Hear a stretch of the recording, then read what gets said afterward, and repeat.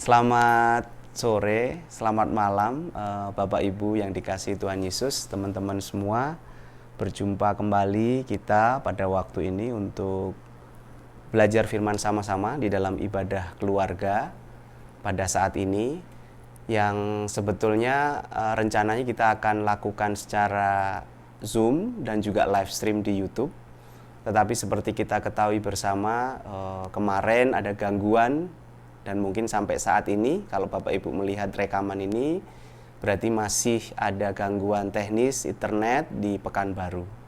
Oleh karena itu, kita ubah dan kita akan tetap nikmati ibadah ini sama-sama. Mungkin perlu disampaikan juga kepada Bapak Ibu bahwa tidak bisa semua beruntung seperti kita, bisa melihat ibadah melalui rekaman seperti ini. Oleh karena itu, kepada siapapun kita bertemu, teman, warga jemaat yang lain, kita tetap harus menghimbau untuk melakukan ibadah di rumah secara keluarga mandiri. Baiklah Bapak Ibu, kita akan mulai ibadah saat ini.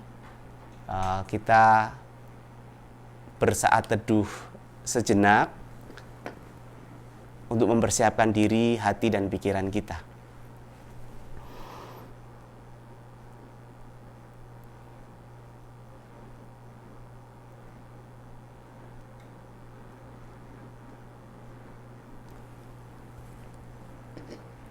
Baik Bapak Ibu, sebelum kita menerima firman Tuhan, kita sama-sama memuji dan memuliakan nama Tuhan dari Kidung Jemaat 289, Tuhan pencipta semesta.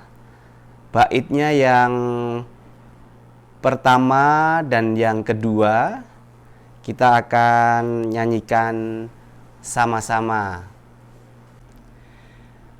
Kidung Jemaat 289, Tuhan pencipta semesta, bait yang pertama dan kedua. Kita nyanyikan sama-sama.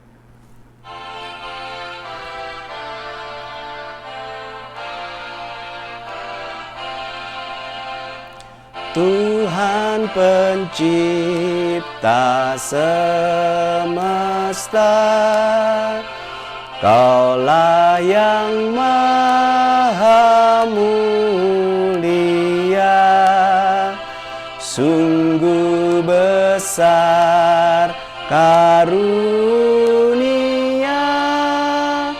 yang Kau beri. Kasih-Mu nyata terjelma di sinar surya yang cerah, di sawah dan tuaiannya yang Kau beri. Terpujilah Kristus. Kita akan belajar sama-sama malam hari ini dari Kitab Kejadian 2 ayat 1 sampai dengan 7, seperti yang sudah tertulis di renungan SBU yang sore atau juga di SGDK. Temanya mengenai menghargai hidup kita sebagai ciptaan Tuhan dan juga citra Tuhan sendiri. Setelah kita buka Alkitab kita, mari kita satu dalam doa untuk meminta bimbingan Roh Kudus. Mari kita sama-sama berdoa.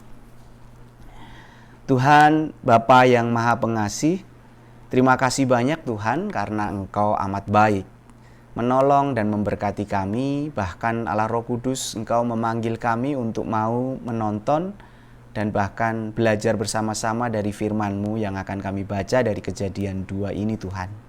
Biarlah Allah Roh Kudus yang memimpin kami semua, sehingga kami boleh mengerti dan bisa melaksanakan perintah Tuhan di dalam kehidupan kami, dan makin dikuatkan melalui firman-Mu. Bimbinglah hamba yang menyampaikan Tuhan, layakkanlah supaya hanya kehendak-Mu yang tersampaikan dan nama-Mu yang dimuliakan. Ampunilah dosa kami Tuhan Yesus. Dalam nama Yesus, Juru Selamat kami yang hidup, kami berdoa. Amin. Baik, mari kita baca sama-sama dari Kejadian 2 ayat 1 sampai dengan 7. Demikian firman Tuhan.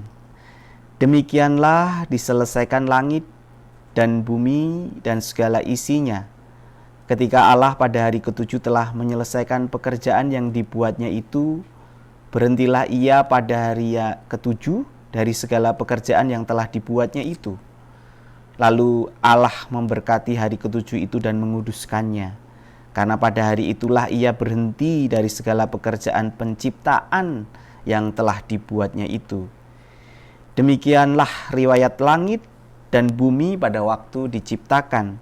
Ketika Tuhan Allah menjadikan bumi dan langit, belum ada semak apapun di bumi, belum timbul tumbuh-tumbuhan apapun di padang, sebab Tuhan Allah belum menurunkan hujan ke bumi, dan belum ada orang untuk mengusahakan tanah itu. Tetapi ada kabut naik ke atas dari bumi dan membasahi seluruh permukaan bumi itu. Ketika itulah Tuhan Allah membentuk manusia itu dari debu tanah dan menghembuskan nafas hidup ke dalam hidungnya. Demikianlah manusia itu menjadi makhluk yang hidup. Demikianlah firman Tuhan, terpujilah Kristus, haleluya. Bapak Ibu Saudara yang dikasihi Tuhan, teman-teman yang berbahagia, kalau kita melihat kehidupan kita, kadang-kadang seringkali kita lupa bahwa Allah itu berkuasa atas kehidupan kita, bahkan Allah itu yang menciptakan kita gitu. Kenapa saya sampai katakan kita lupa? Karena seringkali kita mengambil keputusan kita sendiri dan tidak bertanya, tidak berdoa kepada Allah karena kita pikir hidup berjalan lancar-lancar saja. Tetapi kadangkala kejadian membuat kita ingat kembali bahwa oh iya, ternyata kuasa dan kemampuan itu yang mutlak hanya milik Tuhan sebagai pencipta segala sesuatu, termasuk kita manusia. Contohnya kejadian kemarin sore, kita mempunyai rencana, terutama mungkin dalam hal ini saya bercerita bersama dengan teman-teman, Mas Yusa, Mas Dian, juga dengan Ibu Pendeta. Gimana kalau minta izin kita coba ibadahnya menggunakan Zoom sehingga ada interaksi, rencananya sharing dan diskusi, bagi-bagi tugas dengan Mas Dian dan Mas Yusa, kemudian juga nanti dengan jemaat yang ikut hadir, sekaligus live streaming di YouTube, sehingga pada saat yang bersamaan teman-teman juga bisa melihatnya di YouTube, bahkan memberi komentar atau kalau ada doa syafaat bisa ditulis di situ. Tetapi sekali lagi kita diingatkan kemarin bahwa kuasa penciptaan, kuasa kejadian itu milik Tuhan. Ternyata kemarin siang atau menjelang sore ada kebakaran di Telkom Pekanbaru, sehingga internet yang sebagian besar orang berlangganan dari Telkomsel, Telkom maupun IndiHome semuanya mati, sehingga tidak bisa menggunakan internet. Oleh karena itu, kalau kita melihat saat ini seperti saya sampaikan tadi, maka kita nggak bisa live streaming. Kita merencanakan, tetapi Tuhan yang menentukan. Kita pikir kita yang membuat, tetapi sesungguhnya Tuhanlah yang menciptakan. Sama seperti apa yang barusan kita baca malam hari ini. Dari Kejadian 2 ini memang perikopnya singkat, tetapi di bagian perikop awal dari Kejadian 2 ini ringkas gitu ya, bagaimana Tuhan menciptakan segala sesuatu dari tidak ada menjadi ada. Kemudian Tuhan berhenti pada hari yang ketujuh. Lalu Allah memberkati hari ketujuh itu dan menguduskannya, karena pada waktu itulah ia berhenti dari segala pekerjaan yang diciptakan gitu. Kemudian diringkas lagi bahwa itulah riwayat langit dan bumi pada waktu diciptakan. Dan yang luar biasa adalah ayat yang ketujuh, ketika itulah Tuhan Allah membentuk manusia itu dari debu tanah dan menghembuskan nafas hidup ke dalam hidungnya. Demikianlah manusia itu menjadi makhluk yang hidup. Begitu. Oleh karena itu saya atau kita semua pengen belajar malam hari ini untuk kembali melihat dari perikop ini bahwa Allah yang menciptakan manusia. Allah yang memberi nafas hidup setelah dia membentuk kita dari debu tanah. Nafas hidup sehingga kita menjadi makhluk yang hidup. Dari tidak ada menjadi ada. Dan nanti akan dilanjutkan lagi dari perikop ini, kalau kita baca, mudah-mudahan Bapak Ibu nanti sempat baca mengenai manusia dan Taman Eden, bagaimana Tuhan membuat pohon-pohon, ada sungai yang mengalir, kemudian menempatkan manusia di situ, kemudian Tuhan melihat bahwa tidak baik manusia seorang diri saja sehingga menciptakan penolong, ya. Awalnya Adam dan kemudian ada Hawa, sehingga lengkaplah pasangan itu dan hidup bahagia di situ, mengerjakan apa yang Tuhan tugaskan untuk mengelola hewan, tumbuhan, segala sesuatu yang ada di bumi. Begitu. Dan sebetulnya seperti saya sampaikan, perikop pasal kedua ini ringkasan dari apa yang ada dari pasal pertama, ya, dari penciptaan. Dan seperti yang kita bisa baca di dalam Kejadian 1 ayat 26, supaya kita lebih memahami lagi konteks penciptaan manusia, ya. Berfirmanlah Allah, baiklah kita menjadikan manusia menurut gambar dan rupa kita. Kita Allah Tritunggal, ya. Supaya mereka berkuasa, Tuhan memberi tugas atas ikan-ikan di laut, burung-burung di udara, dan atas ternak, dan atas seluruh bumi, dan atas segala binatang yang melata, yang merayap di bumi. Kejadian 1 ayat 26. Jadi kalau kita pengen ditanya, kamu menghargai hidupmu enggak, gitu. Kita diingatkan lagi bahwa kita itu yang menciptakan Allah. Sesuatu yang sangat berharga, karena Allah menciptakan kita itu setelah disiapkan semuanya. Dan berbeda dengan tumbuhan dan hewan, gitu, ya. Kita diberi akal budi, ya, diberi jiwa dan roh, dihembuskan tadi nafas hidup sehingga kita menjadi makhluk yang hidup. Kita yang paling mulia dari ciptaan-ciptaan Allah yang lain, paling berharga di mata Allah. Tetapi apakah kita menghargai itu? Itulah yang jadi perenungan kita, Bapak, Ibu, Saudara, teman-teman, ya. Kenapa kok harus dihargai? Karena Tuhan bilang, kita menjadikan manusia itu menurut gambar dan rupa kita, menurut gambar dan rupa Allah. Betapa luar biasanya, gitu. Nggak ada Tuhan bilang itu untuk yang lain-lain, gitu. Hanya untuk manusia aja. Itulah kenapa kita bisa memiliki sifat-sifat yang luar biasa baik, gitu. Kita bisa berbuat baik, kita bisa berpikir, kita bisa melukis, kita bisa menulis, kita bisa merasakan sukacita, merasakan sedih. Itu semua karena image atau gambar dari Allah, rupa dari Allah. Sehingga kita bisa merasakan itu semua. Cuman seperti kita tahu juga di pasal yang ketiga, yang judulnya manusia jatuh ke dalam dosa, disitulah letaknya ketika ciptaan, terutama citra Allah itu menjadi jatuh ke dalam dosa.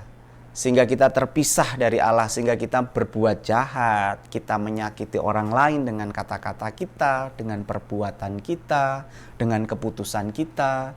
Itu karena kita menjauh atau berubah dari yang semula, gambar dan rupa Tuhan, atau peta dan teladan Tuhan sendiri.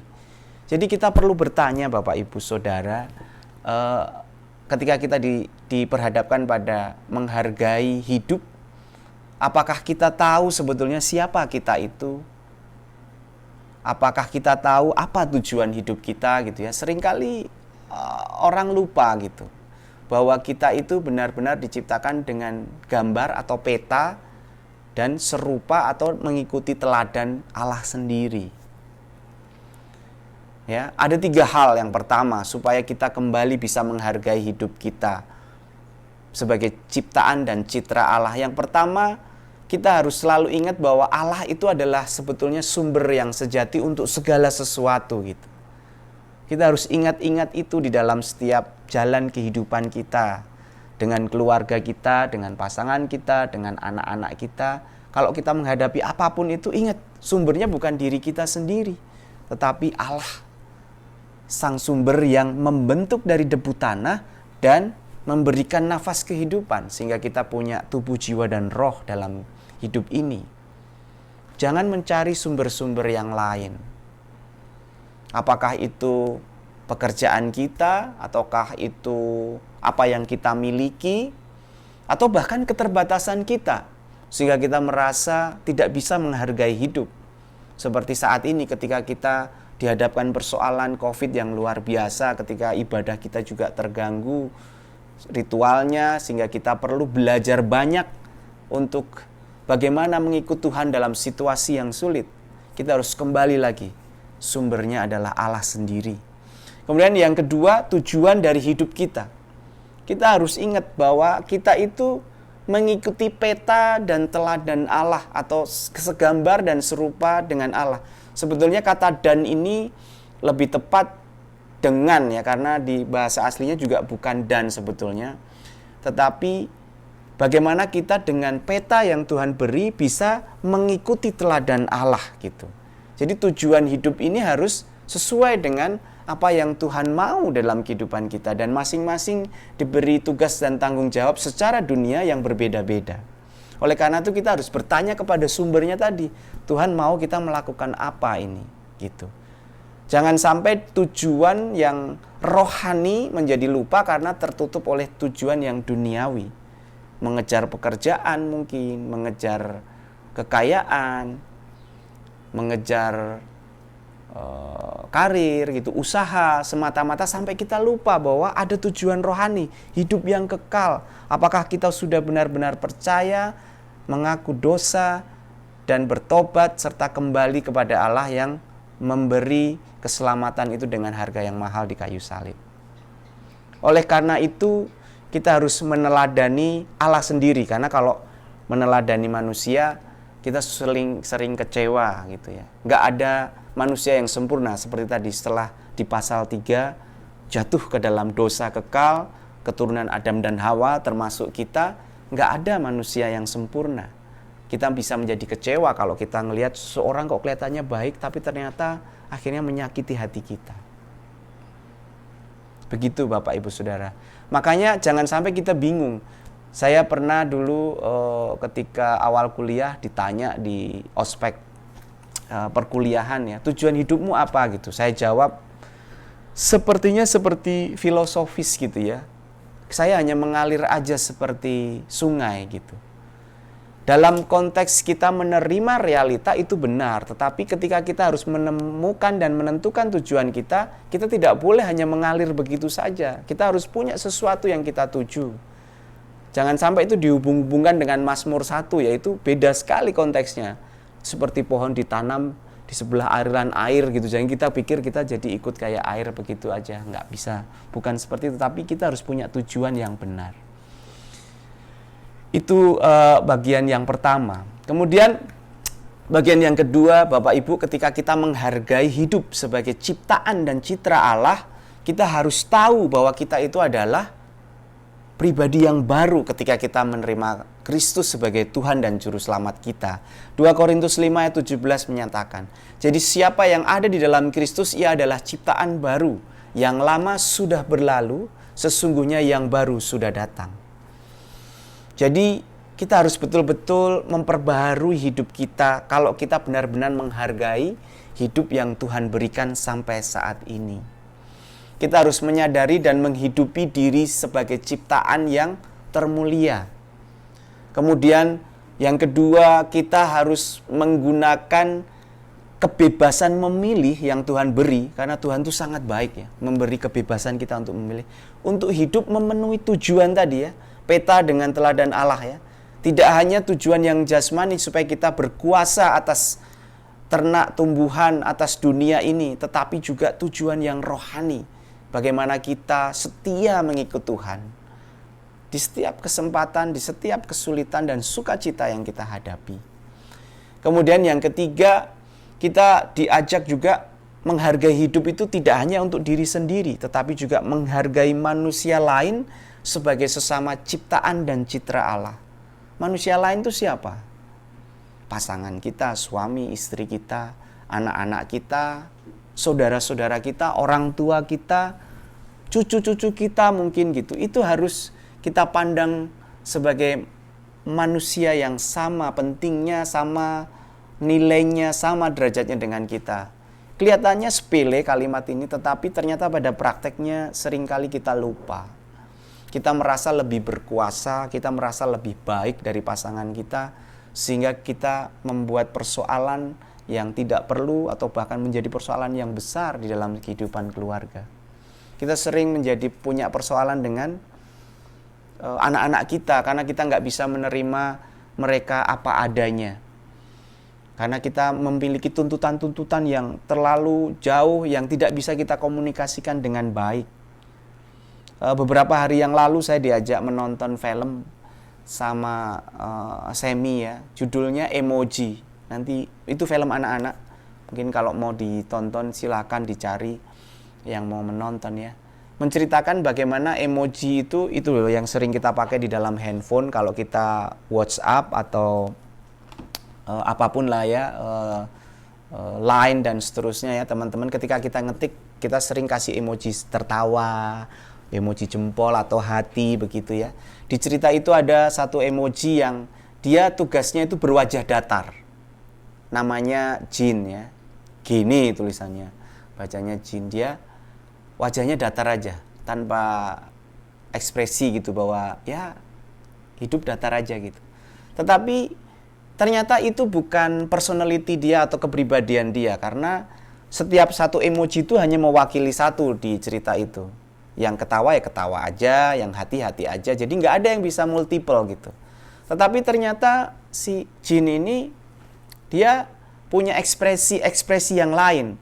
Tetapi itu menjadi masalah buat cerita ini, karena harusnya kamu cuma satu aja sehingga dia tidak diterima oleh yang lain. Dia harus pergi untuk pengen memperbaiki diri supaya punya satu ekspresi aja, which is itu dimana itu bukan dirinya sendiri begitu. Tetapi akhir dari cerita ini dia menyadari bahwa semua orang diciptakan unik oleh Tuhan. Ya, sebagai ciptaan yang mulia, unik, berbeda satu sama lain. Sehingga kalaupun dia bisa berekspresi ketawa, bisa sedih, bisa lucu, tidak ada masalah gitu. Sama dengan ketika kita menghargai orang lain, anak-anak kita, pasangan kita, siapapun itu, kita harus ingat bahwa orang tidak ada yang sama dengan kita. Dan biarkan anak-anak kita menjadi dirinya sendiri dan kita juga menjadi diri kita sendiri.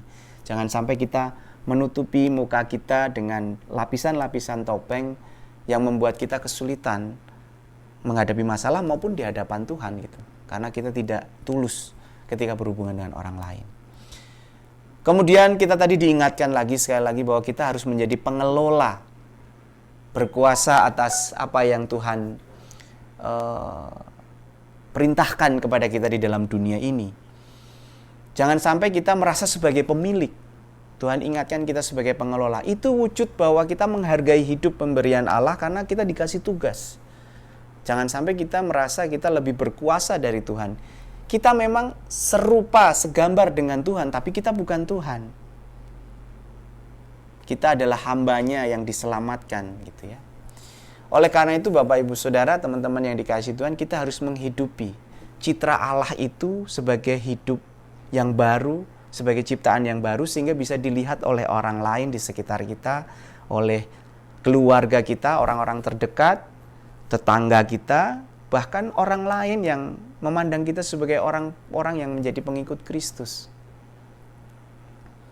Sehingga kita bisa menjadi saksi Tuhan yang membawa berkat buat orang lain. Mungkin sampai di situ saja Bapak Ibu Saudara apa yang bisa saya share malam hari ini. Mudah-mudahan ini menjadi pengingat buat kita untuk selalu setia kepada Tuhan, menghargai hidup pemberian Tuhan dalam setiap kesempatan, sukacita dan dukacita yang kita alami. Tuhan memberkati kita semua. Terpujilah Kristus. Amin. Bapak Ibu Saudara, kita akan tutup ibadah ini.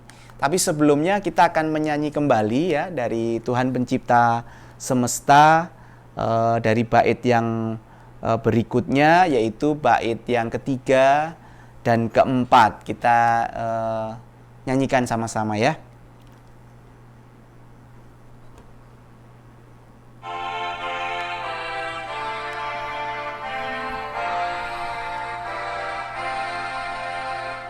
puji syukur terimalah atas berkat anugerah di rumah yang sejahtera yang kau beri. Kau merelakan putramu supaya dunia ditebus dengannya kurnia penuh telah kau beri. Terima kasih, terpujilah Kristus. Kita akan berdoa bersama-sama untuk menutup ibadah malam hari ini sekaligus doa syafaat. Mari kita berdoa kepada Tuhan. Bapa di surga, terima kasih banyak. Kami mengucap syukur karena kami boleh belajar malam hari ini dari firman-Mu, bagaimana kami seharusnya menghargai hidup sebagai ciptaan dan citra yang Engkau tanam dan bentuk di dalam kehidupan kami. Biarlah kami Tuhan sungguh-sungguh menghargai hidup dengan mengerti bahwa kami adalah manusia ciptaan-Mu yang Engkau beri tugas dan tujuan untuk hidup di dalam dunia ini, mencapai apa yang Tuhan ingin kami lakukan, menjadi saksi-Mu, mengelola apa yang Tuhan boleh percayakan, mengabarkan berita, kabar baik, Injil keselamatan, sehingga kami kembali kepadamu Tuhan sebagai sumber dari kehidupan kami, tidak tergantung kepada yang lain.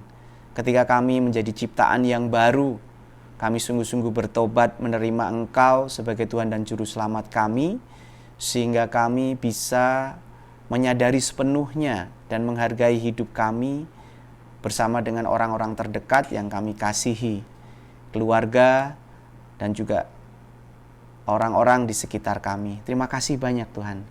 Dan Bapa di surga, malam hari ini Tuhan, kami secara khusus berdoa untuk bangsa dan negara kami Tuhan, untuk pemerintah dan rakyat semua yang kami semua sedang di dalam dunia ini dengan bangsa-bangsa lain sedang menghadapi wabah karena COVID-19 ini Tuhan. Biarlah Engkau selalu lindungi kami satu persatu, dan Engkau berkati setiap orang yang sedang bekerja keras untuk mengatasi wabah ini, menemukan vaksin, dan yang sakit Engkau sembuhkan. Tuhan berkati roda perekonomian negara, aktivitas kami, dan juga pekerjaan kami. Tuhan berkati usaha-usaha kami ketika segala sesuatu menjadi lebih sulit dan menantang Tuhan. Ajar kami untuk selalu menghargai hidup pemberian-Mu dengan berharap yang terbaik, berdoa dan berusaha yang terbaik. Selalu percaya bahwa Tuhan berkuasa, Tuhan memegang kendali dalam kehidupan ini. Kami selain berdoa untuk bangsa dan negara, juga berdoa untuk gereja-Mu. Engkau tahu kami masih dalam situasi yang sulit, sehingga ibadah-ibadah kami harus berkreasi bagaimana tetap bisa menjalankan ibadah. Oleh karena itu Tuhan, ketika kami menghadapi tantangan ini, biarlah Engkau menguatkan satu persatu kami untuk selalu menjaga kehidupan rohani kami, sehingga kami bisa mencapai tujuan rohani kami untuk setia kepadamu, percaya kepadamu, sehingga masing-masing boleh selalu membaca firman-Mu, mengerti, bahkan ketika harus belajar sendiri, Engkau beri hikmat Tuhan, di dalam keluarga, di dalam setiap pribadi. Biarlah Engkau selalu berkati pelayanan gereja-Mu Tuhan, Engkau berkati semua komponen yang terus berusaha melayani firman-Mu dalam berbagai bentuk. Kiranya Engkau berkati setiap keluarga yang ikut malam hari ini maupun tidak ikut. Tuhan berkati satu persatu di setiap gumul juang yang sedang dihadapi, kesulitan dan sukacita yang dihadapi, Tuhan selalu memimpin. Kami berdoa untuk saudara-saudara kami yang mungkin sedang dalam kelemahan tubuh karena sakit. Tuhan beri kekuatan dan semangat. Tuhan berkati melalui makanan dan minuman dan obat-obatan serta kasih sayang, sehingga boleh cepat sembuh Tuhan dan bisa beraktivitas seperti sedia kala. Kami berdoa untuk senior-senior kami, Bapak, Ibu, Opa, Oma kami yang sudah berusia lanjut. Tuhan selalu dijagai dan Kau selalu beri semangat juga untuk memuji memuliakan nama-Mu di setiap kesempatan hidup yang Engkau berikan. Dengan mungkin ada keterbatasan, tetapi kami yakin dan percaya Tuhan memberkati mereka. Terima kasih banyak Tuhan, kami mau serahkan kegiatan pelayanan sepanjang minggu ini ke dalam tangan dan pengasihan-Mu. Dan kami ingin juga berdoa untuk anak-anak kami, karena kesulitan belajar mereka secara online atau bahkan kesulitan ketika harus mengikuti online. Tuhan berkati anak-anak. Apabila mereka kesulitan untuk belajar pelajaran, Tuhan tolong berkati. Bahkan ketika mereka kesulitan untuk mengikuti sekolah minggu, Tuhan berkati supaya bisa tetap belajar firman. Ketika kita mengurangi atau harus mengurangi pertemuan fisik, ajar kami untuk sungguh-sungguh bisa menjaga diri Tuhan ketika COVID ini, baik dengan menggunakan masker, menjaga jarak, mencuci tangan, mengikuti protokol yang ada. Meskipun ketika hati kami rindu untuk bertemu secara fisik, ketika keinginan kami besar untuk melakukan kegiatan-kegiatan yang berkumpul, biarlah Tuhan mengingatkan kami. Terima kasih banyak Tuhan. Ampuni segala dosa dan salah yang kami perbuat ya Tuhan. Kiranya Engkau melayakkan apa yang kami boleh persembahkan kepadamu melalui apapun yang kami boleh lakukan untuk Engkau Tuhan. Terima kasih banyak.